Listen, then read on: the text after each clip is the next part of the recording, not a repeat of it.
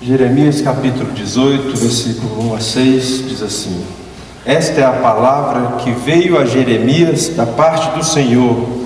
Vá à casa do oleiro e ali você ouvirá a minha mensagem. Então fui à casa do oleiro e o vi trabalhando com a roda. Mas o vaso de barro que ele estava formando estragou-se em suas mãos, e ele o refez, moldando outro vaso de acordo com a sua vontade. Então o Senhor dirigiu-me a palavra: Ó comunidade de Israel, será que eu não posso agir com vocês como fez o oleiro?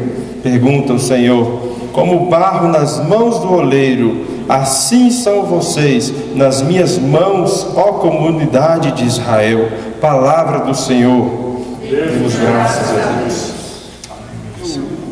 Sei que hoje nós devemos ser mais sucintos no nosso culto.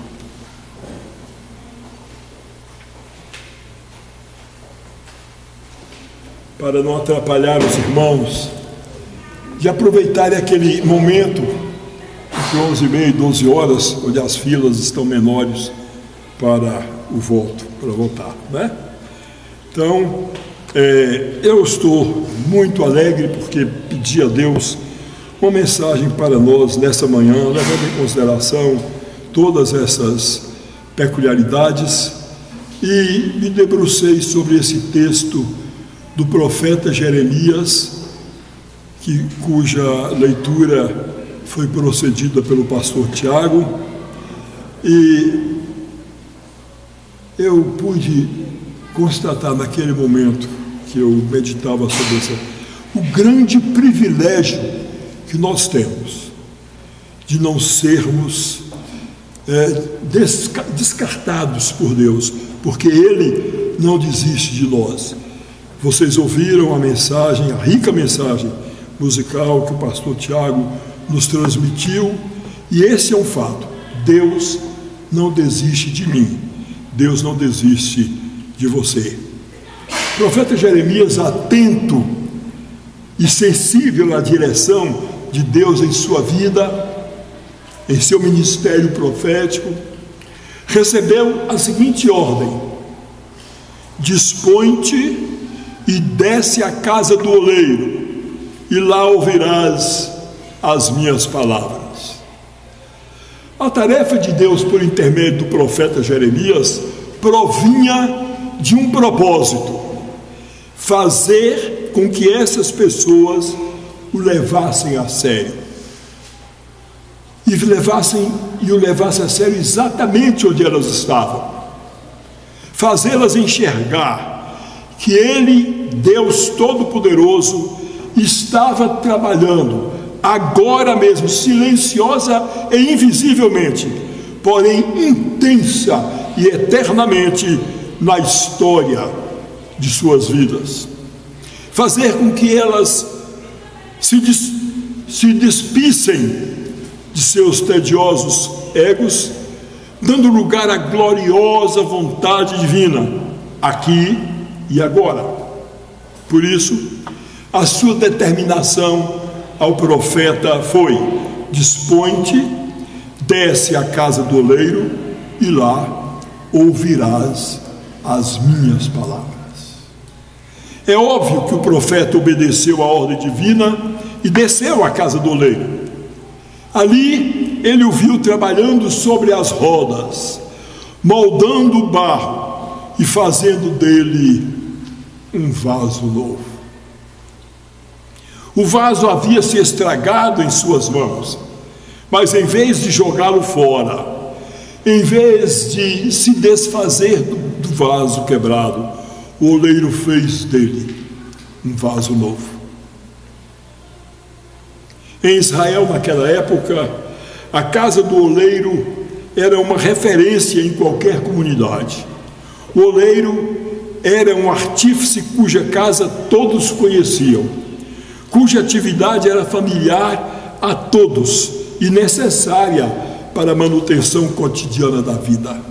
Vocês pensam que naquela época havia as marcas famosas das panelas de hoje? Vocês pensam que havia panela de pressão. Não.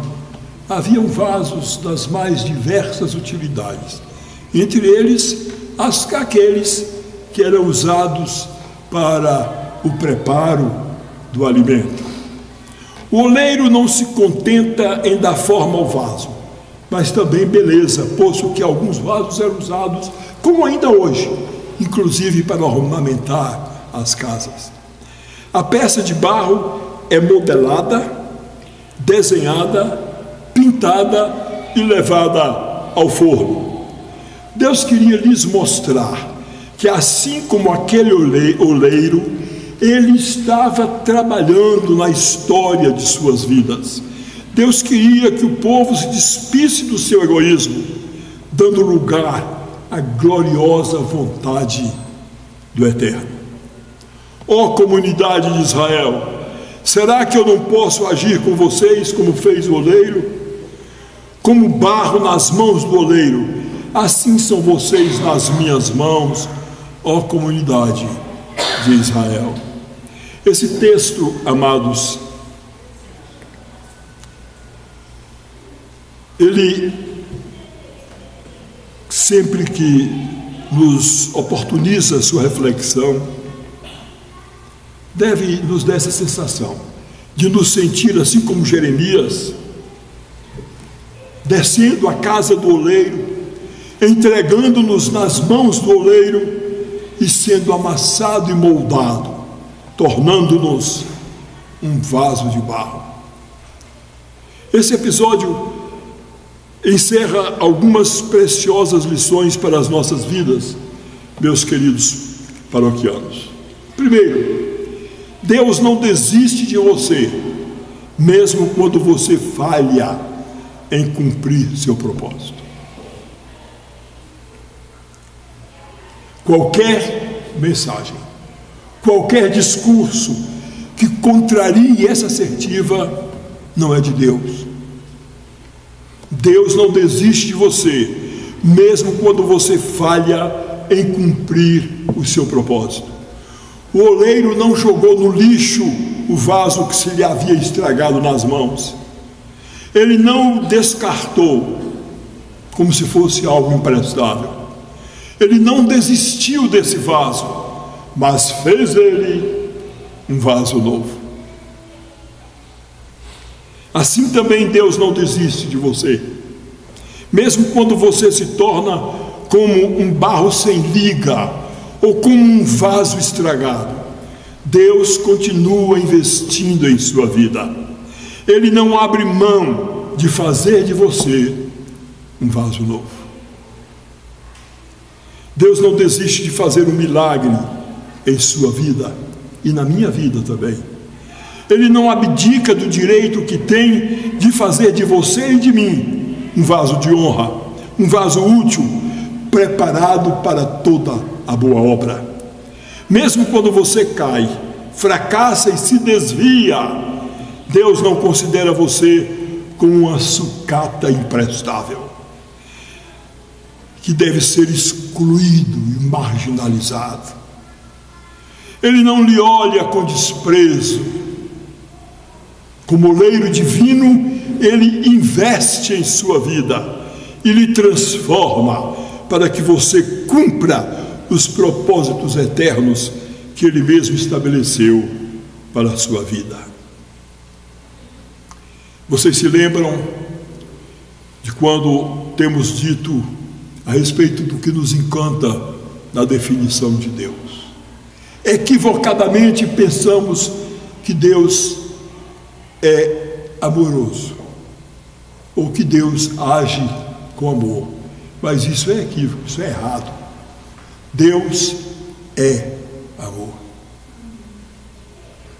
João dá essa definição de Deus de maneira, aliás, não foi João, não, foi o Espírito Santo de Deus quem nos revelou quem é Deus. Deus é amor. Deus não é, essa definição, ela não é adjetiva, ela não aponta qualidades de Deus, ela não é adverbial, ela é substantiva. Deus é amor, a sua essência é amor. E eu digo a vocês que, na linguagem filosófica, diríamos que Deus é ontologicamente amor. Isto é, a essência, o que de mais precioso, o âmago de Deus é amor. Então não tem jeito de Deus desistir mesmo de nós. Aliás, quarta-feira, como estávamos comentando isso, que há teólogos que dizem que todos somos filhos de Deus, mesmo os não convertidos. Todos somos filhos de Deus. E a tese se embasa na parábola do bom samaritano. Na parábola do bom samaritano. Desculpe, na parábola do filho pródigo. Quando aquele filho deixou a casa do pai e foi para o inferno. E foi para o inferno, para sentar-se à beira dos chiqueiros e desejar comer da lavagem que era destinada aos pobres, e nem essa lhes era concedida. Isso é inferno. Mas naquela situação ele não deixou de ser filho, e o pai não deixou de amá-lo, e o aguardava sofridamente, de olho na estrada, na esperança de recebê-lo de volta. Aquele pródigo não deixou de ser filho. E baseado neste princípio, há uma respeitável corrente filosófica, teológica, que trata desse assunto dizendo que todos somos filhos de Deus. Filhos obedientes, filhos submissos a Deus e filhos rebeldes, filhos que estão distanciados de Deus, mas que nem por isso deixam de ser alvo do seu amor. Em segundo lugar, irmãos, Deus não faz apenas remendos em sua vida, Ele faz de você um vaso novo. Como já vimos, o oleiro não remendou o vaso que se lhe havia estragado nas mãos. Ele não se contentou com meias medidas. Ele fez um vaso novo. A obra de Deus em você é completa, meu irmão. Ele faz de você uma nova criatura. Ele não quer apenas uma reforma externa, um verniz de aparência. Ele quer dar-lhe uma nova vida, uma nova mente, um novo coração, uma nova família, uma nova pátria. Deus tem para você uma vida nova, com novos gostos, novas preferências, novos alvos, novos sonhos, novos compromissos. Novos compromissos. A vida com Cristo é novidade de vida. É vida santa, é vida no altar, é vida cheia do Espírito, é vida abundante, maiúscula, superlativa, eterna. A obra de Cristo em você é um milagre extraordinário. Portanto, você deve despojar-se dos trapos de murmuração e revestir-se com as vestes de louvor. Deus é digno do nosso louvor. Você deve largar para trás o espírito angustiado e cobrir-se com roupagens de louvor e óleo de alegria. Você precisa deixar Deus mudar a sua história. Em Isaías 61:1, nós temos essa revelação da missão sublime do profeta. O Espírito do Senhor Deus está sobre mim, porque o Senhor me ungiu para pôr sobre os que em Sião estão de luto, estão sofrendo, estão amargurados, uma coroa em vez de cinzas, óleo de alegria em vez de pranto, veste de louvor em vez de espírito de angústia. Em terceiro lugar, Deus não faz de você um vaso segundo o seu querer, mas um vaso segundo o propósito soberano dele. Deus fez do vaso que se havia estragado em suas mãos um vaso novo segundo bem lhe pareceu. A obra de Deus em você, meu irmão, não é conforme os ditames da sua vontade, não é conforme as suas conveniências, mas conforme os propósitos soberanos do oleiro divino. Deus tem o melhor para você. Os planos de Deus para a sua vida são mais elevados do que os seus próprios sonhos. O projeto de Deus para a sua vida é mais altaneiro que os seus próprios projetos. A vontade de Deus e não a sua deve prevalecer em sua vida. Ele é o oleiro e você somente barro. Não é o barro que manda no oleiro, é o oleiro que molda o vaso. O oleiro tem o direito de fazer do barro o que lhe aprouver. O oleiro divino que molda você é o mesmo que transformou o caos em cosmos. É o mesmo que espalhou as estrelas no infinito do firmamento. É o mesmo que lançou os fundamentos da terra. É esse mesmo oleiro divino que está empenhado em esculpir em você a beleza do Senhor Jesus de Nazaré. Seu projeto eterno é transformar você à imagem do Rei da Glória. Como barro nas mãos do oleiro, assim são vocês nas minhas mãos, ó comunidade de Israel, ó comunidade episcopal, ó comunidade dos filhos de Deus, aqui e alhures. Deixe o Espírito Santo lhe fazer esta pergunta: que tipo de vaso você tem sido? Que tipo de vaso você tem sido? Se você estiver quebrantado, saiba que as lágrimas também servem para nos fazer mais sensíveis diante de Deus. Então, deixe o Senhor lhe moldar e depois queimá-lo para que você possa estar pronto para ser um vaso de honra. Se você é um vaso de honra, nunca deixe que algo lhe desonre ou lhe quebre, porque Deus quer usar você. Ele lhe predestinou para ser conforme a imagem do seu Filho. Deus jamais desistirá desse projeto. Você mesmo cantou: seus planos não podem ser frustrados. Se preciso for, Ele vai quebrar o vaso, como você também cantou: quebra a minha vida, faze de novo. Ele vai fazer isso e vai fazê-lo de novo, mas jamais vai desistir de você, vai desistir de fazer de você um vaso de honra. Nós somos feitura de Deus, somos o seu poema mais belo, somos a menina dos seus olhos, somos a sua herança e o seu deleite. Você sabia disso? Deus não só nos criou, mas também está nos modelando e nos transformando na imagem do Senhor Jesus Cristo. As digitais de Deus e a beleza divina estão estampadas nesse vaso.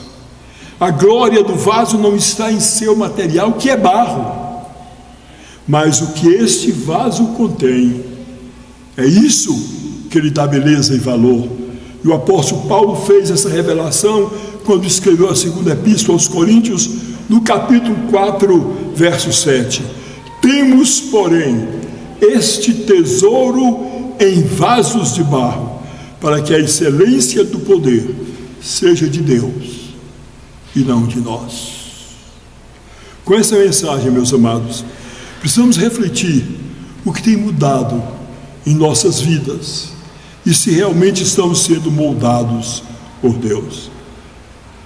Onde você está? Sim, onde você está? Ah, na igreja, na casa do oleiro, que bom, que bom. Isso é ótimo, mas eu quero dizer que isso não basta. Não, não é suficiente. Além de estar na casa do oleiro, o barro precisa estar nas mãos do oleiro. Porque estando nas mãos do oleiro é que as nossas vidas passam a ser moldadas por ele. Deus não desiste de nós. Ele nos dá uma segunda chance e nos oferece a oportunidade de recomeçar a caminhada. Esse processo não é indolor, não se iludam, mas seu resultado é glorioso. Deus quebra o vaso e faz dele um vaso novo. Não há ser humano que não seja único, dotado de linhas, cores e formas totalmente distintas de qualquer outro. Deus não faz vasos em série. Cada vaso é singular. Cada vaso é obra-prima de suas mãos. E Deus quer que cada um de nós sejamos vasos de honra a seu serviço. Que Deus faça em nossas vidas o que tem de ser feito, para que nós, efetivamente, sejamos vasos de honra a serviço do divino oleiro. Vasos que proclamem a mensagem de amor. Amém? Amém. Vamos ficar de pé. Vamos abrir os nossos hinários no hino de número 76. E vamos declarar a Deus esse nosso propósito de servir.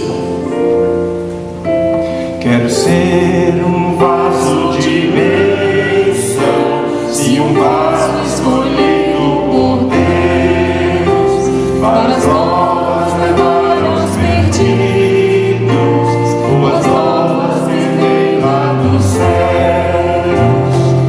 Tudo consagro-te agora, Senhor, vou proclamar a mensagem de amor, meu compromisso no teu serviço é ser um vaso de bênção, Senhor. Quero ser um vaso de bênção, cada dia desejo fazer todo aquele que vive culpado, o perdão de Jesus conhecer. Tudo consagro-te agora, Senhor, vou proclamar a mensagem de amor, meu compromisso no teu serviço é ser um vaso de bênção, Senhor. Para ser um vaso de bênção é preciso ser sempre leal, é preciso ter fé e pureza, e nos vem do poder divinal. Tudo consagro-te agora, Senhor, vou proclamar a mensagem de amor, meu compromisso no teu serviço é ser um vaso de bênção, Senhor. Vamos preparar nossas frontes. Vamos pedir a Deus que nos faça realmente vasos que proclamem a mensagem de amor.